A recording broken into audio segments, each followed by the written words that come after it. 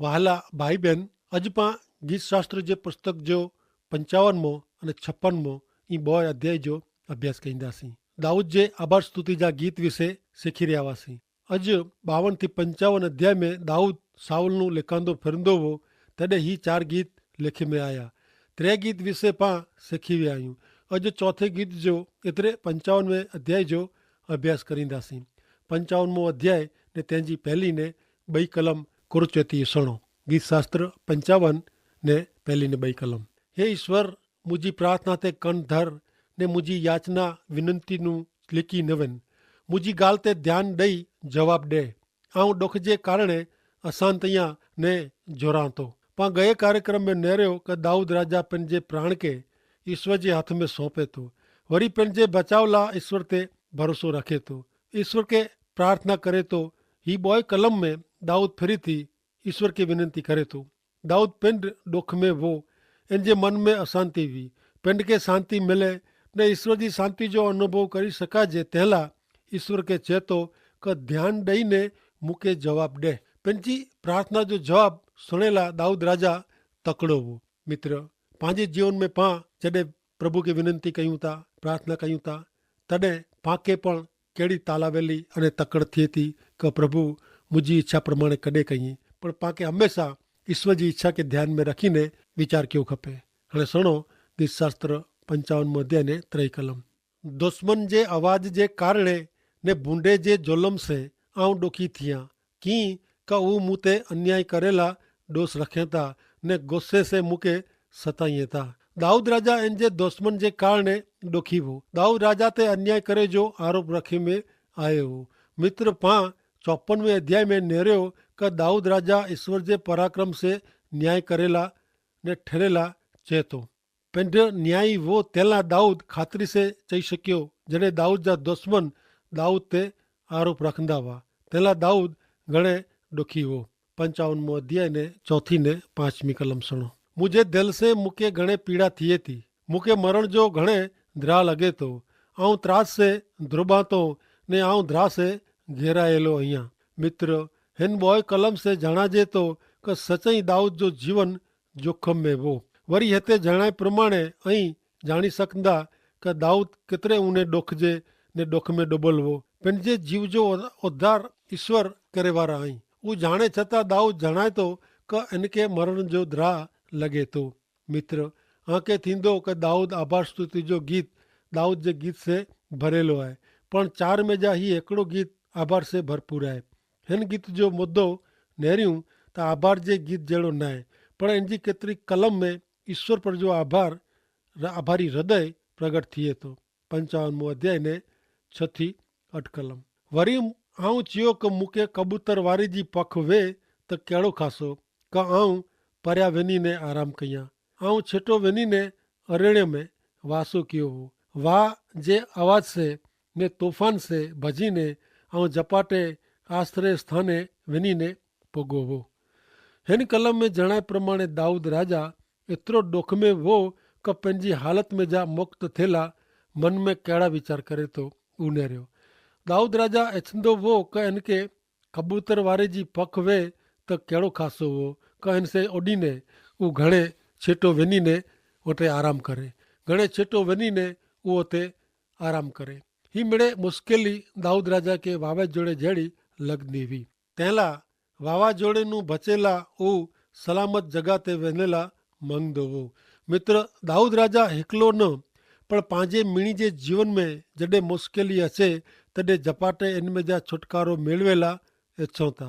घणे वार पांखे ईश्वर बचाईंदल ऐं अहिड़ो भरोसो पां रखो नथा।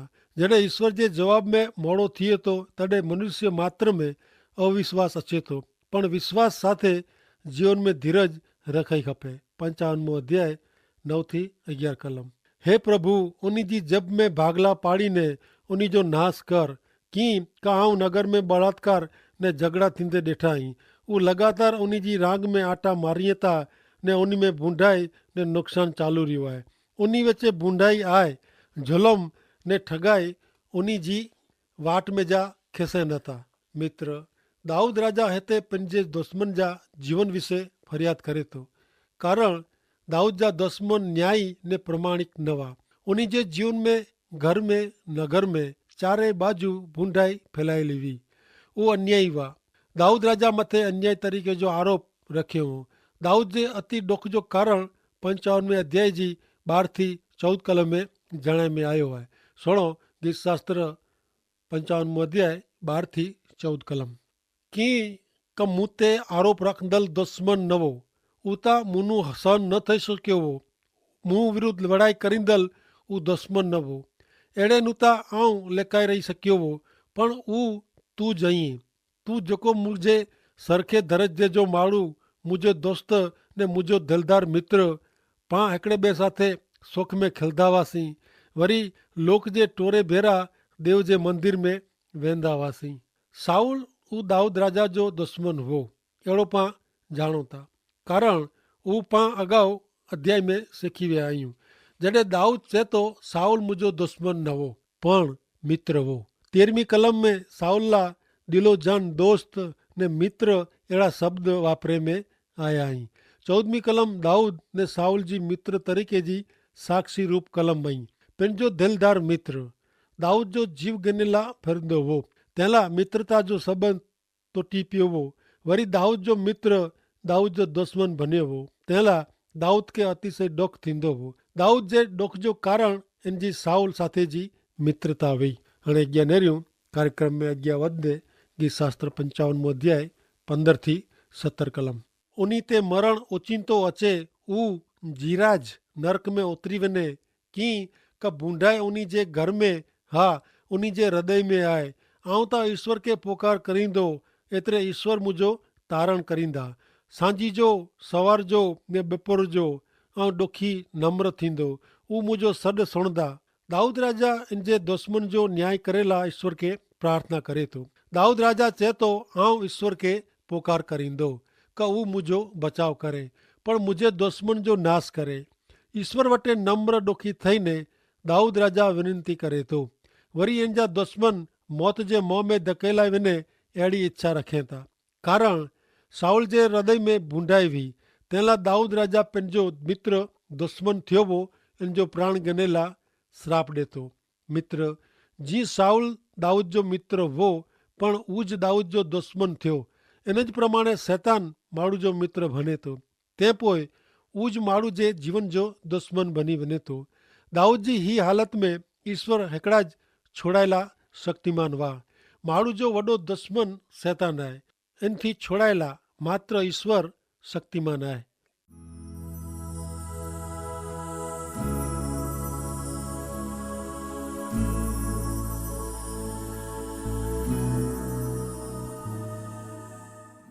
गीत शास्त्र 55 18 ने 19 कलम। कोई मूं वटे अचे न, तंहिंला ऊ मूंखे छोड़ाईने मुंहिंजे आत्मा खे शांति ॾिनो हुयो। कीअं क मूं सां में लड़ंदड़ घणे हुआ। ईश्वर जेको शुरूआत नूं न्याय सन ते विराजमान नहीं, ऊ मुंहिंजी प्रार्थना सुणंदा। ने जंहिंजी हालत में कीअं फेरफार थिए नथो, ने जेको ईश्वर नूं द्रजे नथा, ऊ नीचा पवंदा। मित्र दाऊद राजा पंहिंजी सॼी हालत जी ॻाल्हि सुणाए थो, वरी पंहिंजे दुख जो कारण जणाए थो। 18वीं कलम में दाऊद राज ईश्वर जो आभार मने थो ने जणाए थो ईश्वर इन जे आत्मा खे शांति ॾिनो हुयो। साउल ने इन जा माण्हू दाऊद जो पीछो करींदा हुआ, तंहिं छतां ईश्वर इन जे सेवक जी संभार रखियो हो, तंहिंला दाऊद आभार मने थो। 19वीं कलम में दाऊद जो विश्वास मजबूत हो। इन जे दुश्मन जो विनाश ईश्वर करे वारा हुआ। दाऊद विश्वास से चए थो क ईश्वर मुंहिंजी प्रार्थना सुणे था। जेको सवार जो द्रा रखे नथा, उन्ही खे नीचा करे में अचींदा। मित्र जॾहिं माण्हू पंहिंजी इच्छा प्रमाणे जीवन जीवे थो, तॾहिं हू पिंड मने थो क जेको हू करे थो उहो बराबरि आहे। पण ईश्वर न्याय शासन टाणे ईश्वर अहिड़े बूंढे खे नीचा करींदा, कारण हू ईश्वर जे द्रा में जीवन जीवे नथा। ईश्वर जे न्यायसन वटे बूंढा उभा रही सघंदा न। ईश्वर वटे उभो रहे जो अधिकार फक्त न्यायी जो आहे। 55 अध्याय 20 ने 21वीं कलम। जेको उन्ही बेरा समाधान रखंदा हुआ, उन्ही ते उन्ही हथ उगामियो हुयो। हू पंहिंजो करेल करार तोड़े आहे। इन जे मुंहं जा शब्द मखण जहिड़ा सुवारा हुआ, पण इन जे हृदय में बूंढाई जो ज़हर हो। इन जी ॻाल्हियूं तेल करता नरम हुई त पण हू ओघड़ी तलवार जहिड़ी हुई। साउल मित्रता जे संबंध विरुद्ध दुश्मन जहिड़ो बूंडो कमु कए। ती शैतान पण इन जे मोह जे शब्द से माण्हू खे ललचाए थो। बूंडो पंहिंजे मोह से घणे ख़ासो कुझु ई माण्हू खे अंधारे में खणी वञे जो, नर्क में ढसड़ी वञे जो प्रयत्न करे थो। भले हाणे पाण अॻियां नेरियूं गीत शास्त्र जो 55 अध्याय ने 22 थी 23 कलम। तो जो बोझो ईश्वर ते रख, एतिरे हू तोखे निभाई रखंदा। हू कॾहिं न्यायी खे ठोकर खाधेला ॾींदा न, पण हे ईश्वर तूं उन्ही खे नाश जे खॾे में फगाए ॾींदे। खूनी ने कपटी माण्हू पंहिंजे अर्धी उमिरि सुधी पण जीवे वारा नहीं, पण आउं त तो ते भरोसो रखंदो। जॾहिं दुश्मन मार्फते दाऊद खे फसाए में अचींदो त पण दाऊद खे ईश्वर ते भरोसो आहे। पिंड कॾहिं पण लालच में अचीने बूंदी योजना में सोड़ांदो न, अहिड़ो पूरो विश्वास दाऊद खे हो। दाऊद चए थो जेको कपटी आहे हू लंबो टाइम सुधी टकी सघंदा न, ने आशीर्वादित जीवन जीवी सघे नथा। मित्र 22वीं कलम पाला घणे ज़रूरी आहे, महत्व जी कलम आहे। पंहिंजी मिड़े चिंता ने बोझो ईश्वर ते रखो, कारण पंहिंजी मिड़े मुश्किली चिंता जो हिकिड़ो मात्र उकेल ईश्वर आहे। जीअं दाऊद इन जे जीवन खे ने मिणी खे ईश्वर जे हथ में सौंपे, तीअं पंहिंजो मिड़े बोझो ईश्वर खे सौंपियूं। ईश्वर चिंता वग़ैरह जो, द्रा वग़ैरह जो जीवन ॾींदल ई, मात्र ईश्वर ते भरोसो रखणो पंहिंजी फर्ज बने थी। मित्र पां 56 अध्याय में प्रवेश कयूं था। दाऊद जा 4 आभार स्तुति जा गीत नेरिया। हाणे 56 थी 66 सुधी हिकिड़ो विभाग आहे जंहिंमें दाऊद राजा भॼी वञे थो। छता इन जे गीत जी रचना में हिकिड़े जात जी ताज़गी ने आनंद मज़ा नेरेला मिलनि था। नेरियो गीत शास्त्र जो पुस्तक 56 अध्याय तंहिंजी पहली ने 2 कलम सुणो। हे ईश्वर तूं मूं ते दया कर, कीअं का माण्हू त मूंखे उनारी वञे, हू सॼो ॾींहुं वेड़ीने मूं ते ज़ुल्म करे थो। मुंहिंजा दुश्मन था सॼो ॾींहुं मूंखे उनारी वञे था, कीअं की जेको मूं साम्हूं अभिमान से विणे था हू घणे आई। हिते दाऊद राजा इन जे दुश्मन से घेरायलु आहे। दाऊद राजा जणाए थो कि इन जा दुश्मन इन खे उनारी वञे ला तयार आहिनि। हिते दाऊद जो नाश करे ला फिरंदा हुआ। पहलो पीतर 5 अध्याय ने तंहिंजी 8वीं कलम में लिखियलु आहे कि जागो, सावधान रहो, हाँ जो दुश्मन शिकार जी सोध में सीं गरजे थो, ने सीं वारे जी गरजी ने जेको मिले इन खे फाड़ी खाधे ला गोते थो। गीत शास्त्र 56 अध्याय 3 ने 4 कलम। जॾहिं मूंखे द्रा लॻंदो तॾहिं आउं तो ते भरोसो रखंदो। आउं ईश्वर जी मदद से इन जे वचन जा वखाण करींदो। ईश्वर ते आउं भरोसो रखियो आहे, तंहिं लाइ आउं धिरजे वारो नहीं आहियां। मनुष्य मात्र मूंखे कुरो करे वारो आहे। जॾहिं शैतान मार्फते संकट ने परीक्षा उभी थिए ने द्रा लॻे, अहिड़ो टाइम अचे त पण ईश्वर पर जो भरोसो माण्हू खे बचाए थो। पहलो योहान 4 अध्याय ने 18वीं कलम में नेरियूं त प्रेम में कीअं द्रा न आहे। पूरो प्रेम द्रा खे छिटो करे थो। जेको द्रजणा ई उन जे जीवन में प्रेम संपूर्ण थयेलो न आहे, कारण द्रा खे सजा साथे संबंध आहे। जॾहिं मित्र पाण ईश्वर खे प्रेम कईंदा हुओ तॾहिं ईश्वर जो प्रेम, धीरज ने हिम्मत पूरी पाणीअ था। गीत शास्त्र 56 8वीं कलम सुणो। तू मुंहिंजी हैरानगति लेखीअ थो, मुंहिंजा आंसू तोजे कप में रख, कुरो ऊ तोजे पुस्तक में नोंधियलु नहीं। जिन टाइम में आउं विनंती कयां उन टाणे मुंहिंजा दुश्मन पाछा फिरंदा। आउं ॼाणा थो कि ईश्वर मुंहिंजे पक्ष आई। दाऊद राजा इन जे दुश्मन बचेला भजंदो फिरंदो हो ने पंहिंजी हालति ईश्वर खे जणाए थो। आंसू साथे पंहिंजे जीव खे उधार ला, जीव जे उधार ला दाऊद विनंती कयई। ईश्वर दाऊद जी विनंती सोयो हो। 9वीं कलम में जणाए में आयो आहे कि जॾहिं आउं विनंती कयां थो तॾहिं मुंहिंजा दुश्मन पाछा फिरंदा। दाऊद राजा खे पंहिंजी प्रार्थना ने ईश्वर ते पूरो विश्वास हो। ईश्वर पंहिंजे लोक जी प्रार्थना सुणे था। ऊ बाबति दाऊद राजा जे दृष्टांत मथां ॼाणी सघिजे थी। ईश्वर दाऊद जे पक्ष हुआ, तंहिं दाऊद जा दुश्मन टिकी सघिया न।